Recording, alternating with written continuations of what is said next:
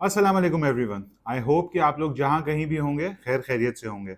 आम आदमी हाजिर है आम आदमी बकबक के एक नए एपिसोड के साथ। जी दोस्तों, तो आज आप लोगों से बात करनी थी मैंने किसी और टॉपिक पे।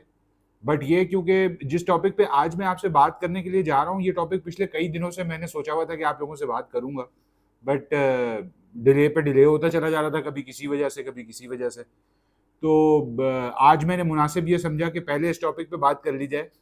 और कल के आने वाले व्लॉग के हवाले से मैं आप लोगों को एक चीज़ पहले से बता दूं कि कल जो है वो थोड़ा सा कान खोल के सुनने वाला टॉपिक होगा। उसको ज़रा कान खोल के सुनिएगा और कोशिश कीजिएगा कि वो लोग जो कि जिनको कहा जाता है कि बड़ों वाली बातें समझने से कासिर हैं, उन लोगों को ज़रा कल के व्लॉग से दूर रखिएगा। ये आप लोगों को मैं पेशगी बता रहा हूँ कि कल मैं जो बात करने आप लोगों से जा रहा हूँ, वो कुछ इस तरह के टॉपिक पे होगी जो कि थोड़ा-सा जिसको कहेंगे इम्पोर्टेंट तो बहुत है, बट ये कि उसको लेके जो है वो आजकल 1 आध 2 दिन से 3 दिन से काफ़ी बातें सुनने में आ रही हैं और बहुत ज़रूरी है इन चीज़ों पे बात करना।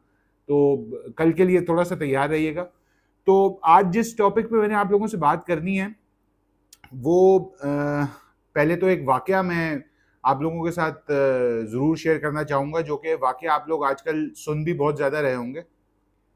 तो मेरी बकबक का जो आज का टॉपिक है, वो उसकी मैं शुरुआत करूँगा ऐसे कि आप लोगों को मालूम होगा कि अभी थर्सडे को हमारे पाकिस्तान के मदियन शहर में सवात डिस्ट्रिक्ट के अंदर एक वाक़या पेश आया, ब्लास्फेमी वाला। उसमें एक बंदे को जो है वो लोग एक मॉब आया, एक जत्था आया लोगों का, जिन्होंने ब्लास्फेमी का इल्ज़ाम लगा के उस बंदे को पुलिस स्टेशन पहले मारा पीटा, फिर वहाँ से पुलिस उसको ले गई, फिर पुलिस स्टेशन से उस बंदे को बाहर निकाला, फिर दोबारा मारा पीटा, उसको आग मार जान से मार दिया गया और फिर आग लगा दी गई, पुलिस स्टेशन को आग लगा दी गई। आज सुनने में आया कि उसमें 25-27 लोग इन्होंने शायद गिरफ्तार भी किए हैं। उस वाक़े की जो फुटेज सामने आई थी उसमें एक बहुत बड़ा लोगों का ग्रुप है, जिसमें मतलब 100 से ऊपर शायद लोग जो काउंट किए जा रहे हैं वो 100 से ऊपर लोग हैं, जिसमें लोग वहाँ पे खड़े होकर मूवीज़ भी बना रहे हैं।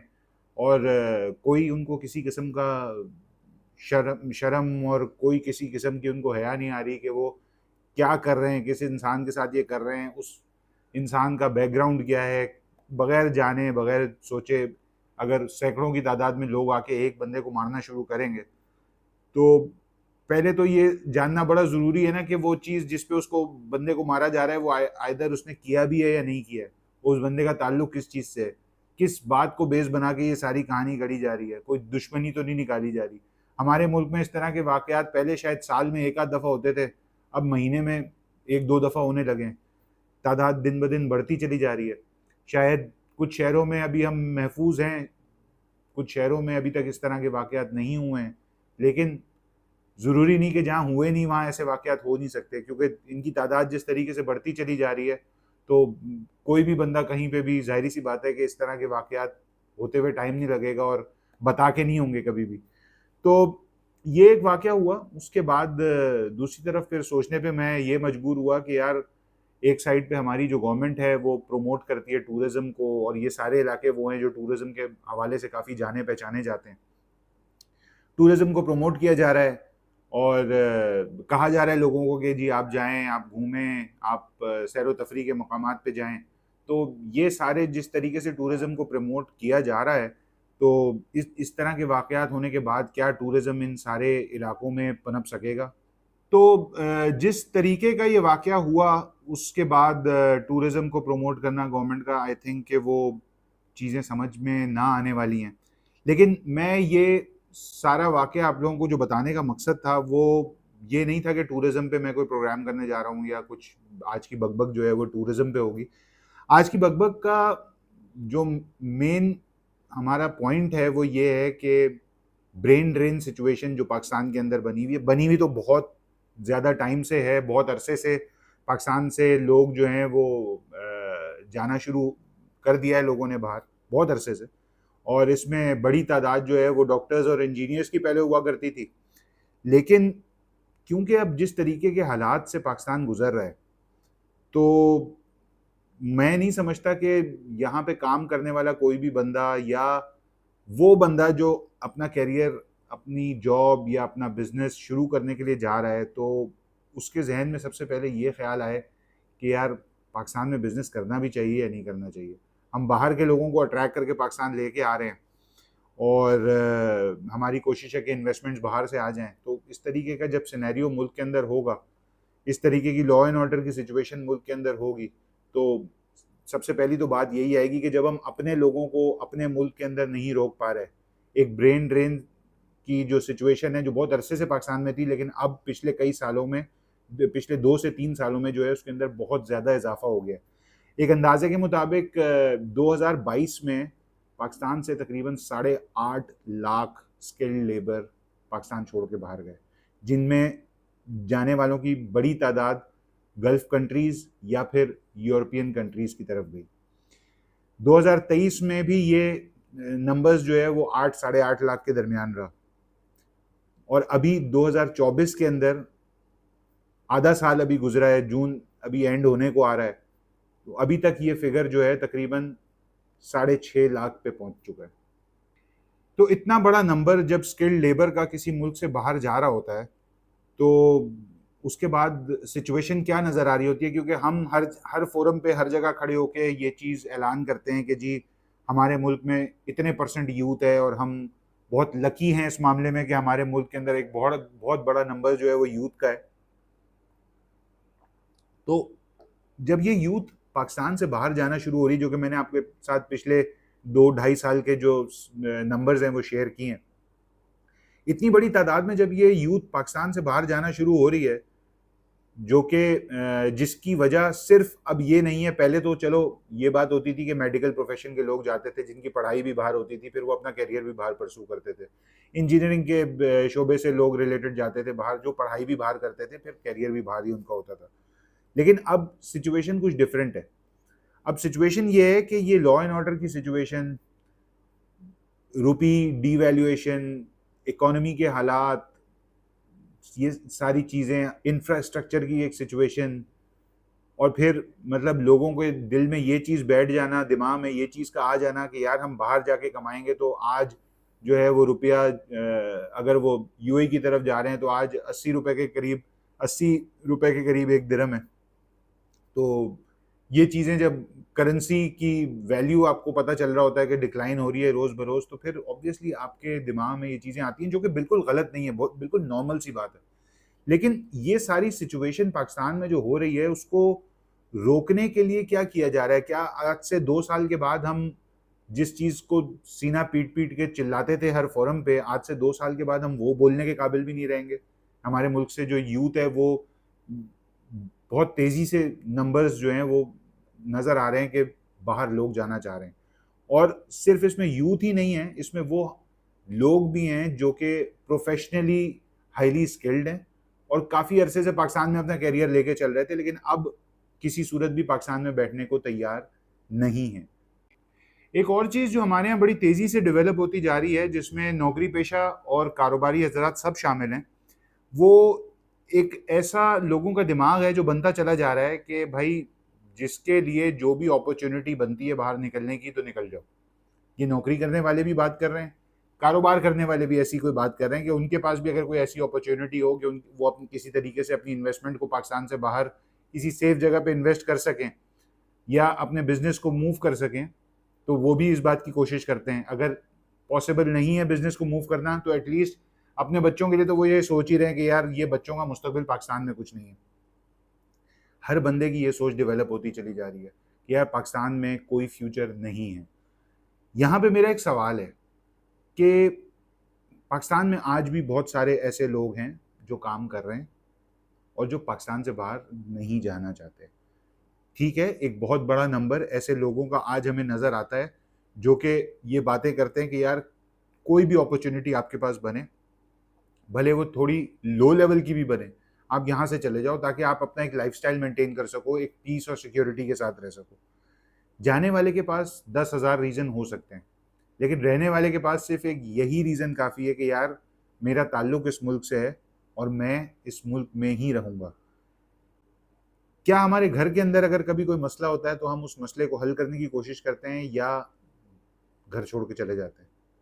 अगर हम अपने मुल्क को अपना घर समझते हैं तो हमें इस मसले से निकलने के लिए सोचना चाहिए। मुश्किल हालात हैं, बिल्कुल मुश्किल हालात हैं, और बाहर जाने में कोई बुराई भी नहीं है। मैं ये नहीं कह रहा कि जो यहाँ से बाहर जा रहा है वो गलत कर रहा है। अपने फ्यूचर के लिए, अपने फैमिली के फ्यूचर के लिए आप अगर बाहर जा रहे हैं तो वो चीज़ बिल्कुल गलत नहीं है।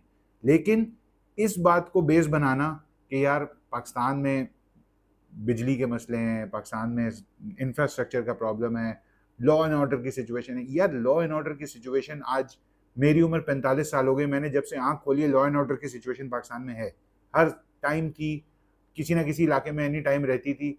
हमने अपने शहर में कितनी कितनी खतरनाक लॉ एंड ऑर्डर की सिचुएशन देखी है। तो ये सारे एक्सक्यूजेज हैं। जिसको यहाँ पे रहना है वो यहाँ पे रह भी रहा है, और शायद हो सकता है मजबूरी के तहत रह रहा हो कि जिसके पास कोई और ऑप्शन ही ना हो वो यहाँ पे मौजूद हो। लेकिन फिर भी क्या हम सबको बाहर चले जाना चाहिए? ऐसा पॉसिबल तो है नहीं। लेकिन हमें कम से कम जब तक हम यहाँ पे पाकिस्तान में मौजूद हैं और रहना चाहते हैं, उस वक्त तक हमें इस अज़म के साथ, इस कोशिश के साथ पाकिस्तान में रहना चाहिए कि यार ये जगह भी सही हो सकती है। ये उम्मीद हमें नहीं छोड़नी चाहिए, और अगर ये उम्मीद हमारे पास होगी तो ही हम आगे इस मुल्क की तरक्की के लिए कुछ कर सकेंगे। होपलेस होना अच्छी बात नहीं है। मसले मसाइल हर जगह पे मौजूद हैं, मसले मसाइल हर जगह पे होते हैं। आपको मैंने एक वाक़या पाकिस्तान का सुनाया, जो बाहर के वाक़यात हैं वो भी मैं आपको कभी फुर्सत हुई, कुछ ऐसा प्रोग्राम का टॉपिक आगे आया तो मैं आपको बिल्कुल वो भी शेयर करूँगा कि बाहर भी दूध की नहरें नहीं बह रही। बाहर रहने वालों के साथ अपनी अलग मसले हैं। लॉ एंड ऑर्डर की सिचुएशन के साथ लोग परेशान होकर बाहर चले जाते हैं कि यार यहाँ पे जान महफूज नहीं है, यहाँ पे माल महफूज नहीं है। हम लोगों का ईमान है कि एक ना एक दिन सबने मरना है। जिस तरीके से मौत लिखी है उस तरीके से मौत बिल्कुल आएगी। इसका ये मतलब नहीं है कि बंदा जाके ऊपर से छलांग लगा दे कि यार मरना होगा तो मर जाऊंगा। एहतियात भी ज़रूरी है, लेकिन आज भी हम पाकिस्तान में रह के एहतियात कर सकते हैं। सिर्फ और सिर्फ एक्सक्यूज़ का तलाश करना, या आप जा रहे हैं, आप बोल के जाएंगे जी मैं जा रहा हूँ बेटर फ्यूचर के लिए जा रहा हूँ, एक बेहतर मुस्तकबिल के लिए जा रहा हूँ, अपनी घर वालों की बेहतरी के लिए जा रहा हूँ, अपने बच्चों की बेहतरी के लिए जा रहा हूँ, वो बिल्कुल सही है, समझ में आता है और उसमें कोई गलत बात भी नहीं है।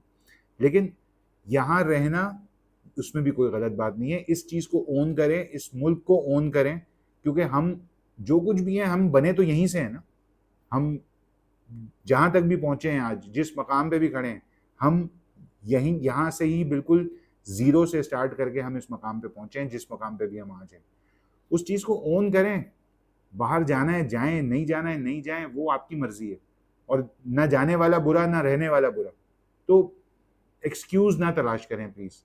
बस ये कोशिश करें कि भाई इस मुल्क ने हमें बहुत कुछ दिया है, और ये मैं किसी हुब्बुल वतनी के जज्बे में आके और इस तरह बात नहीं कर रहा हूँ, लेकिन ये बात फैक्ट है कि आज अगर मैंने एक जर्नी को ज़ीरो से स्टार्ट किया था, आज अगर मैं 1 पे भी पहुँचा हूँ ज़ीरो से, तो इस मुल्क की वजह से ही पहुँचा हूँ। इस मुल्क ने ही मुझे उस मकाम पे पहुँचा के खड़ा किया है जहाँ पे आज मैं मौजूद हूँ। तो मुल्क की चीज़ों को बुरा-भला कहना, ख़राब चीज़ें अगर हैं तो दुनिया के हर मुल्क में कोई ना कोई ख़राबी मौजूद होती है। आप यहाँ से बाहर चले जाते हैं, आप एक जो है वो तीसरे दर्जे के सिटीज़न होते हैं, अगर कहीं जाके सिटीज़नशिप भी आप ले लेते हैं तो। उसके अपने अलग मसले होते हैं, बाहर रहने के अपने एक अलग मसले मसाइल हैं। तो बस जब तक पाकिस्तान में हैं भाई, पाकिस्तान को ओन करें और पाकिस्तान की बुराई ना करें। कोशिश करें कि यार इस मुल्क ने आपको जितना दिया है ना, उसको हम लौटा तो कभी भी नहीं सकते। उसका अगर हम 1% भी लौटा दें ना, तो बड़ा एहसान हो, हमारे सर पे से बहुत बोझ उतर जाए कि हम 100% तो दूर की बात है, हम 1% भी उतारने की औकात नहीं रखते। तो ये जो ब्रेन ड्रेन की सिचुएशन है, ये आज की नहीं है, बहुत पुरानी है। ठीक है, आज उसके नंबर्स में बहुत इजाफा हो गया है। मैंने प्रोग्राम के शुरू में जो आप लोगों से नंबर शेयर किए, आज उसमें बहुत ज़्यादा इजाफा हो गया। लेकिन ये ब्रेन ड्रेन की सिचुएशन जो है ना, आज भी मैं इस मुल्क में रहने वाले ऐसे लोगों को जानता हूँ जो आज भी पाकिस्तान में इस वजह से रहते हैं कि पाकिस्तान उनका मुल्क है। ऐसा नहीं है कि पाकिस्तान से पाकिस्तानी ख़त्म हो चुके हैं, पाकिस्तानियत ख़त्म हो चुकी है। लोग हर चीज़ में बुराई तलाश करते हैं, लेकिन बहुत सारी चीज़ें यहाँ पे बहुत अच्छी भी हैं। सोचने की ज़रूरत है, हमें, आपको, सबको बाहर जाना, इट्स ओके, जाना है जाएं, नहीं जाना नहीं जाएं, पाकिस्तान की बुराई करके मत जाएं यार। पाकिस्तान में आज भी बहुत सारी चीज़ें ऐसी हैं जो आज भी बहुत सारी जगहों से बहुत अच्छी हैं। तो सोचें ज़रा, कोशिश करें कि यार पाकिस्तान को गालियाँ ना दें, बाकी जो जिसका दिल चाह रहा है वो करें। और बस इतनी सी छोटी सी हमारी आज की बात थी। तो इंशाल्लाह ताला कल दोबारा मिलते हैं एक नए व्लॉग के साथ। Until next time, keep learning, keep growing and keep making a difference. This is the आम आदमी साइनिंग ऑफ। अल्लाह हाफिज।